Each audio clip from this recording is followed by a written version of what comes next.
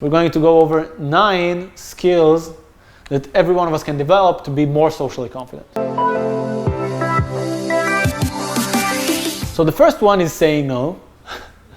I think it's one of the hardest ones, but one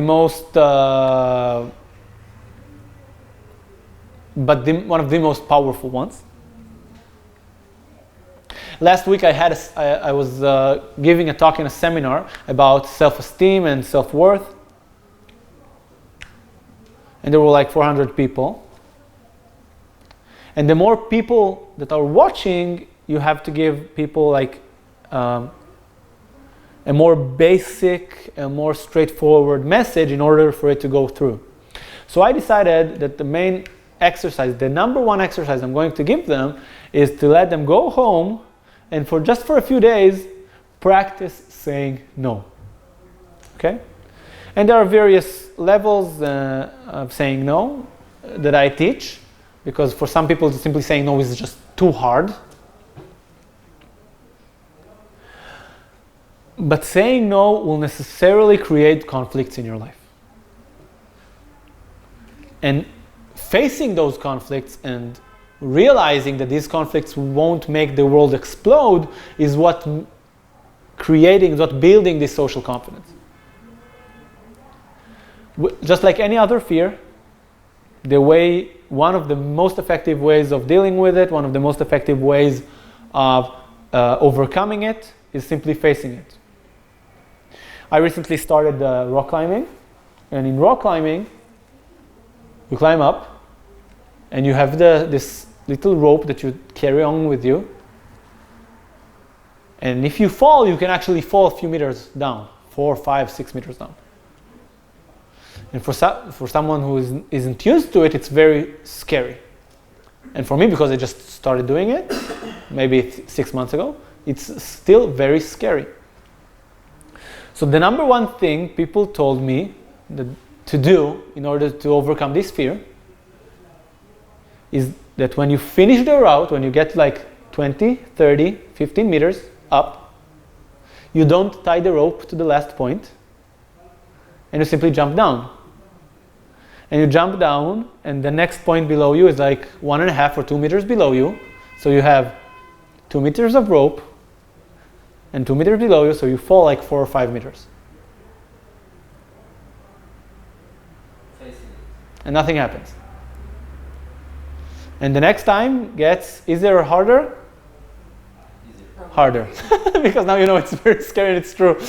But after several times it becomes easier. It becomes easier. So saying no in the beginning, it's hard.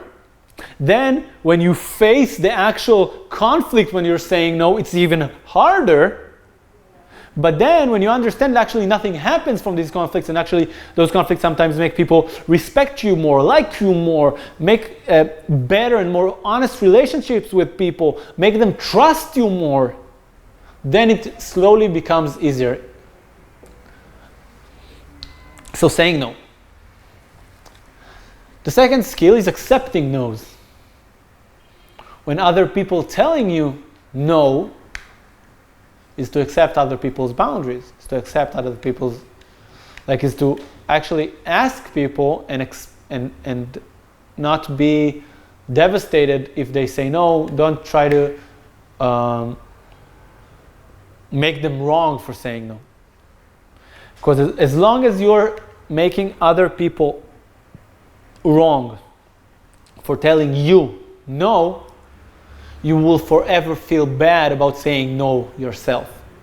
The more accepting you'll become about other people's no's, the easier it will become for you to say no, and the better relationships you'll be able to create with other people. You see, many people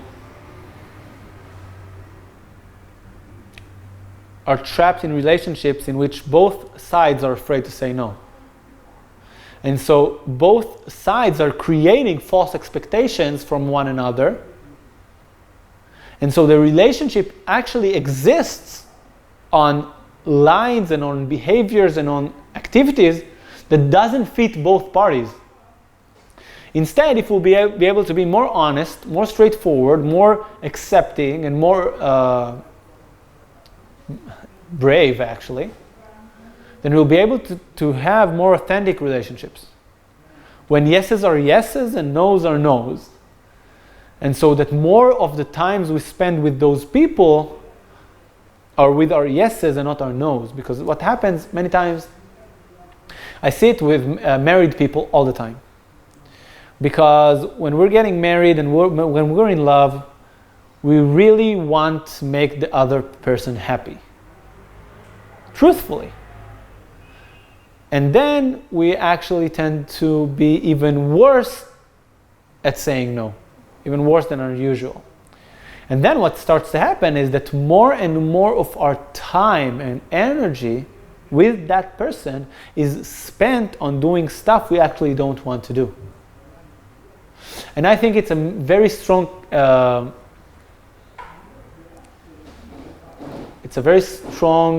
reason, it's a very strong fertilizer for midlife crises.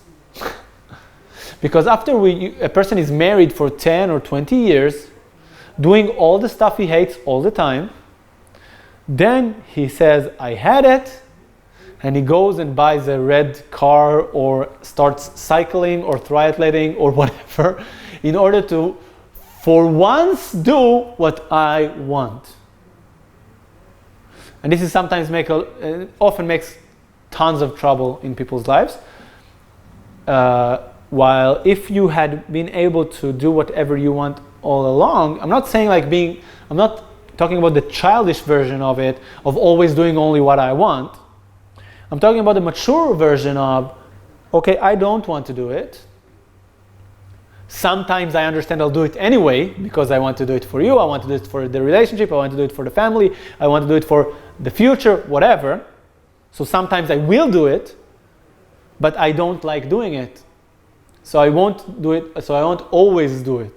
And those things I actually truly want to do, so I won't do them every day because I want to do stuff for the family, I want to do stuff for the marriage, I want to do stuff, but I am not going to let it go. I'm going to actually do those things on as regular basis as possible, and maybe we can find a way to do it together. Okay? Setting expectations. When we're starting a new relationship, or when our relationship is taking a step forward or backwards, basically, setting expectations is one of the most important things to do.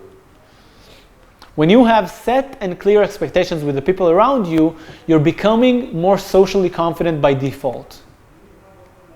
If you know exactly what you're expected to do and exactly what you're not expected to do, then you don't have the fear or the need or the stress about over-delivering. Most of you people here, and the people watching in the video, are people who want to over-deliver. They don't want to be mediocre business owners or workers. They don't want to be mediocre partners. They don't want to be mediocre parents. They want to over-deliver. They want to be excellent. But excellence should never stress you. If you have clear expectations of what's good enough, and you 99% of the time are meeting those expectations of the good enough, you can let your inspiration and positive emotions feel the over-delivering.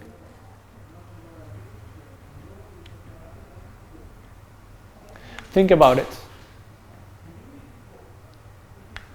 Let's say you want to cook for your family. So maybe there's an expectation that you'll cook. And maybe there's an expectation that you'll at least cook something that's healthy enough, good enough for everybody to eat. Usually that's a very easy task, a very easy job. So there's nothing to be stressed about it, right? But you guys, you want to do it both in cooking and both as a metaphor for other areas of our lives. You want to create like a 3-dish meal, and you want to have like 5 types of salads and a soup and maybe dessert and stuff like that, and let people choose. Now I would want you to consider something. Not as the cook, but as the one who was cooked to. If you're just a guest and someone is cooking for you, of course you would prefer to have more choices, more delicious food. It's always positive. But what would you choose? What would you really prefer? If the person you like cooked you some very basic meal and he is incredibly happy doing it, and he feels great for doing it, and he gives it to you with a smile, or to have this amazing meal with a very pissed off person who was extremely stressed for making everything and now doesn't have the energy to even talk to you as you eat. Each and every one of us would prefer the first one, but many times would act as the second. So I'm not saying make only rice and beans. But what I would do is, I would say, okay, rice and beans would cut it. Let's smile, let's have fun, let's cook the rice and the beans with a smile. I have more energy. Do I want to create something else? Am I inspired to give something extra? Amazing, then I will. But I will come out from a very different psychological standpoint and will create an incredibly different outcome. Okay? Let's imagine someone you know can give you a ride. A ride. You need to get from point A to point B, and he can give you a ride. He can either get you to the bus stop, which means he partially helps you, but he does it with a smile. He's happy for being with you, and he's happy for taking you there. Or he can take you exactly to where you wanted with a pissed off face. And you know what? Even with a fake smile. That you know he didn't actually want to do it for you. And you know that he holds it for you, that you made him do it. Most people here, under most circumstances, not 100%, but most circumstances, would take the bus. But we're doing it to our friends all the time. We're making them make us do stuff. Because they say, no, I'll take you.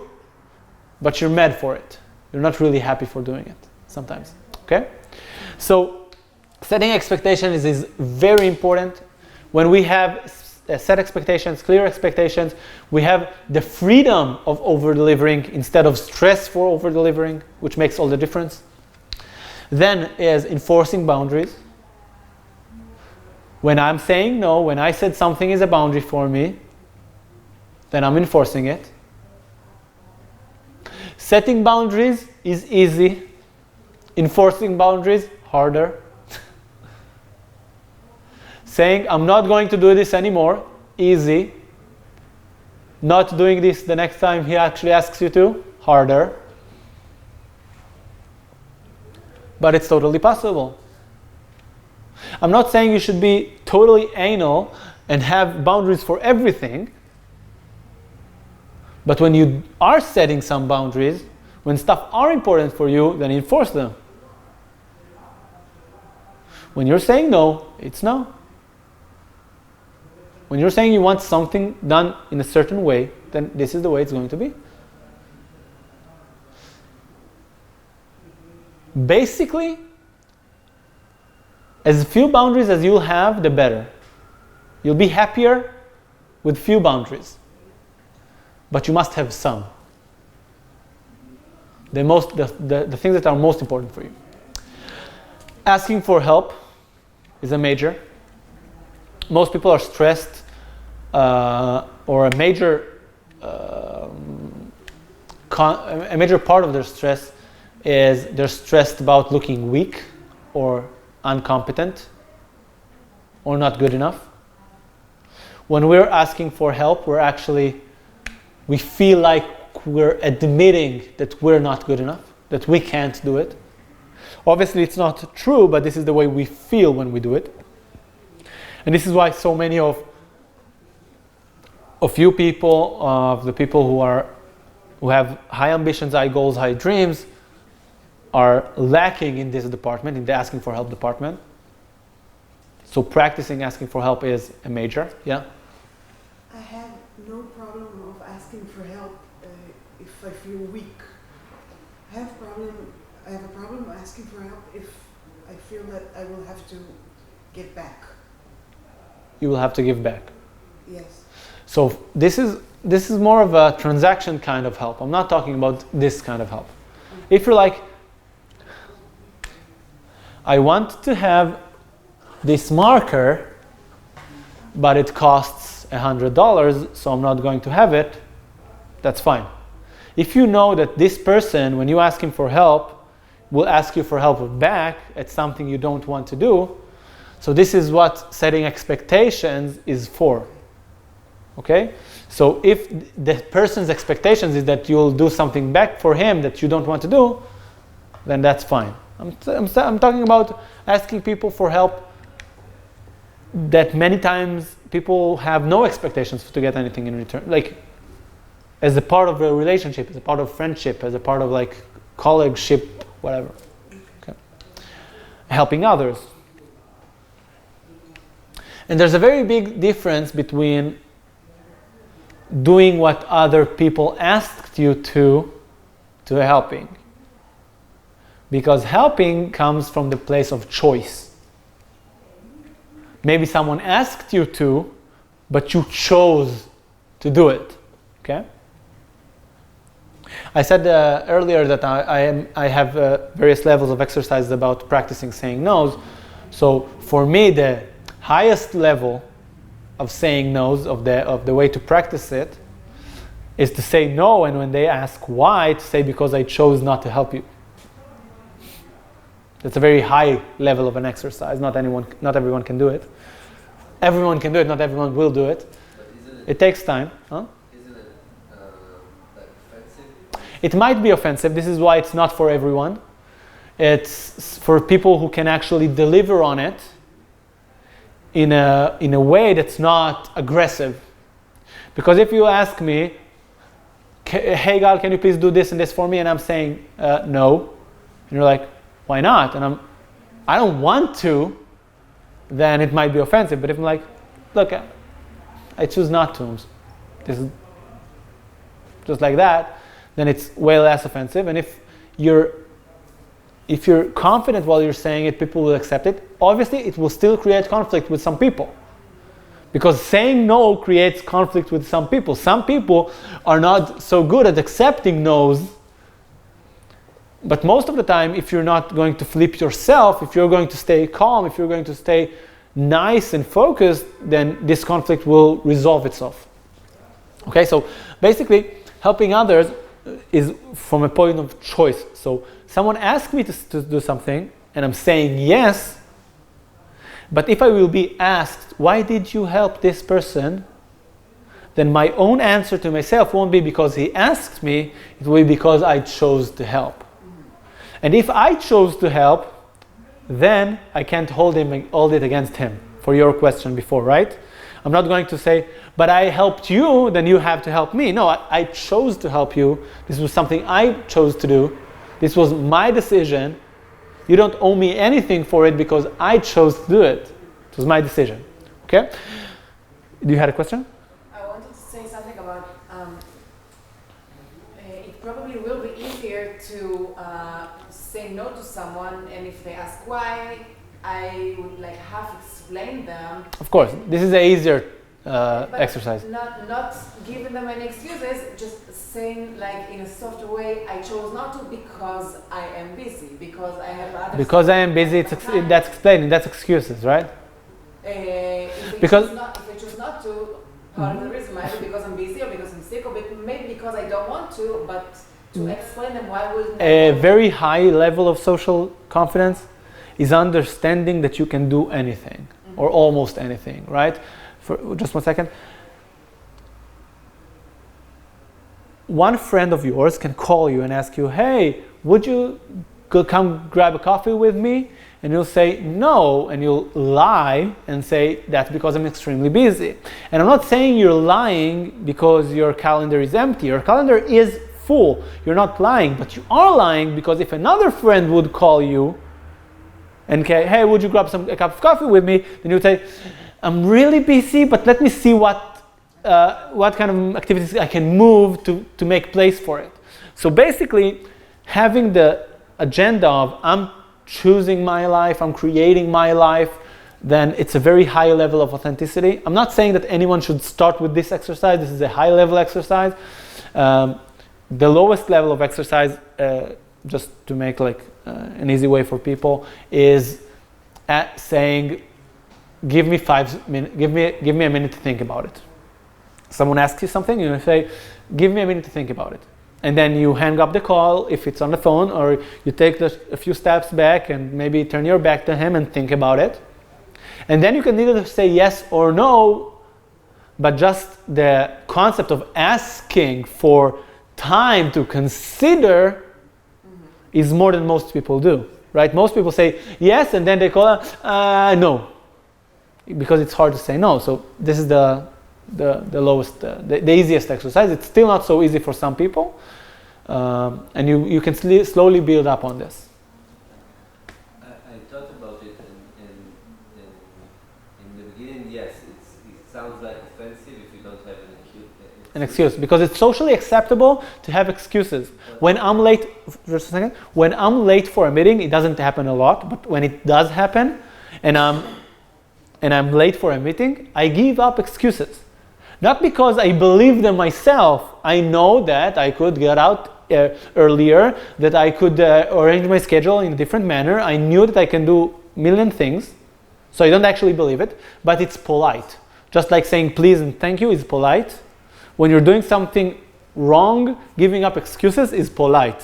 So I'm not saying never give excuses for anything. I'm talking about it as a sort of an exercise. Yeah. I'm trying to build a podcast where I interview many people in the organization. So when I ask them to interview, some of them say they are busy, and then I call 3 times in a few months, and I would rather they tell me it's less appropriate, it's less good for me to do it, because I won't be so I don't know who's the one who's really busy and who's the one who doesn't want it, because they don't want to say no.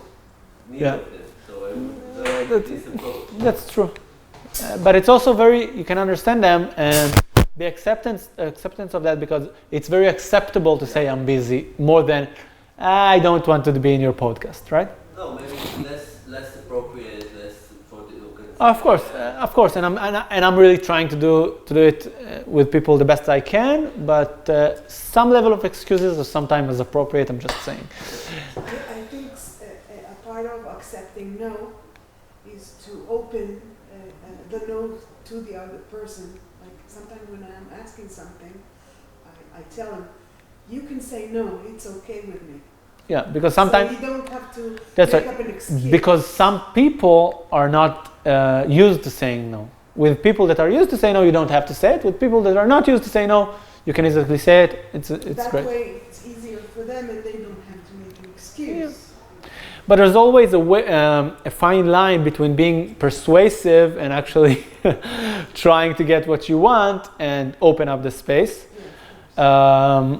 That's for an entirely different lesson, but it's like when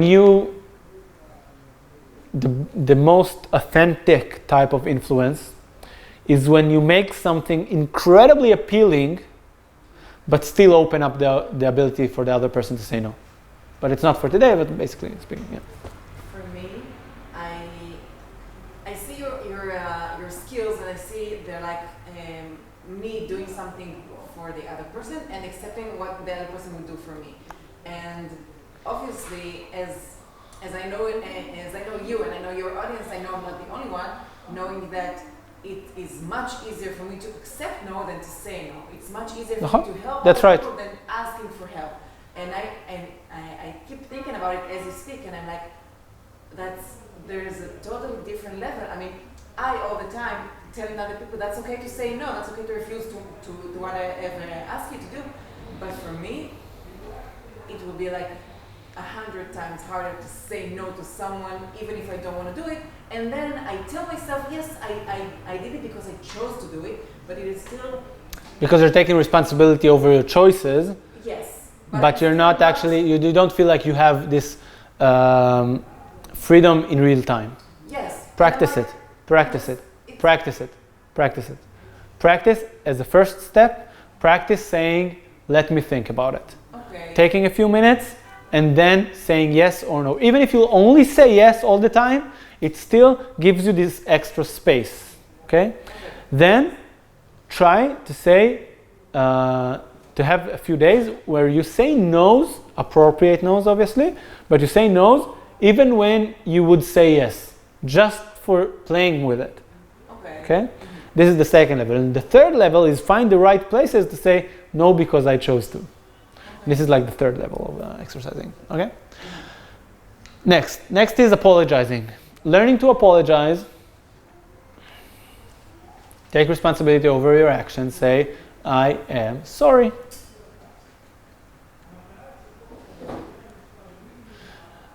Saying I'm sorry might be the number one easiest yet most effective conflict solving tools there is. And if you want to be less afraid from the ocean, you might have a flotation device. Okay? If you want to jump off a cliff, you should probably have a rope. Okay? Or a pair. It depends how high the cliff is. Right.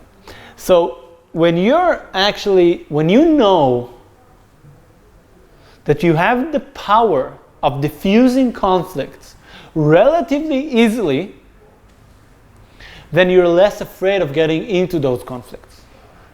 And apologizing, when appropriate, is exactly this tool. And when appropriate, the faster you use it, the easier it becomes.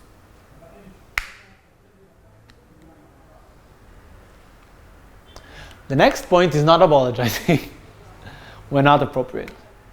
Some people over-apologize, exactly because they want to avoid conflict.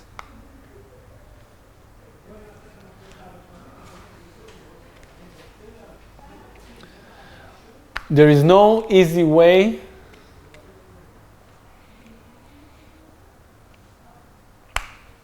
to run a marathon, right? You have to run a mile or something and feel the pain in your legs and do it again and again and again and again and again. And then running a marathon will still hurt your legs. Being in conflict with other people is emotionally painful. This is the way we're biologically wired. Being in conflict makes us feel bad. Just like being in rapport, being like together with people, being in harmony with people makes us feel so good. So we're biologically wired to feel bad when we're in conflict. So the idea is being strong enough psychologically and emotionally to be able to withstand this discomfort. And this is how you should treat it, as discomfort. It's not comfortable to say no. It's not comfortable to set expectations, to enforce boundaries. It's not comfortable when someone says no to you. It's not comfortable to ask for help. It's not comfortable to do more for others. It's not comfortable to apologize sometimes. And it's not comfortable to not apologize and continue the conflict when that's the appropriate thing to do. When you need to set the boundary, to enforce the boundary. When the expectations you set were not met.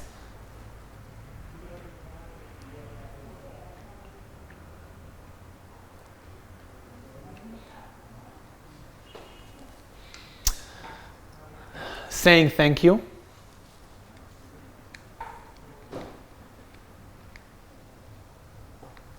and meaning it.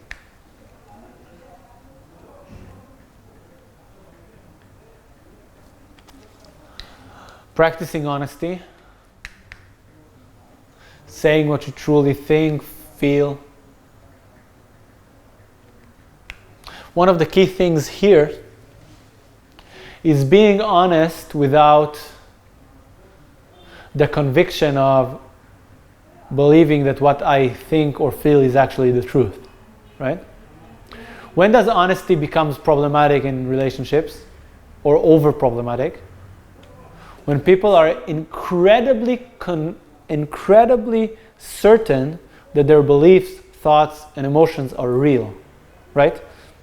If I say, look, I don't think that your outfit is incredible, then first of all, it might be dumb because it's not needed. But if you feel that like it is needed, then this is one thing. Saying my opinion, saying what I think, saying what I believe. And if that other person say, thank you, I'll go change, then amazing. Okay, the relationship got developed. We're having more honesty here. We're having more authenticity here. It's amazing. But if that's a person that said, what? I'm on fire, baby. I look amazing. Then starting an argument like about thinking that my opinion, that my view is the truth and what the other person thinks is not the truth, this is where honesty becomes problematic. It's like, okay, I like, it's amazing that you like it. This is what I thought, I wanted to say it. If you think you're on fire, let's go. Okay? Sometimes in relationships we feel like people are doing stuff on purpose to hurt us. Sometimes we have all sorts of feelings and all sorts of thoughts that we are afraid to communicate because we know that are not necessarily the truth. The idea is to practice expressing those thoughts, those emotions to the other person without the conviction of this is the truth. Simply like expressing it as a way to let the other person see what's going on in our internal world. Many people live in relationships, all sorts of relationships, can work relationships, intimate relationships, parents and kids, families, friends, whatever, where both people are living in separate universes, right? Everyone has his own separate world, and they're trying to do some practical, physical stuff together. The deeper the relationship goes, the more the people will want to experience the subjective reality of each other. And in order to let the other person to see your subjective reality, you have to express your subjective reality. Expressing your subjective reality as if it was the truth is sometimes offensive.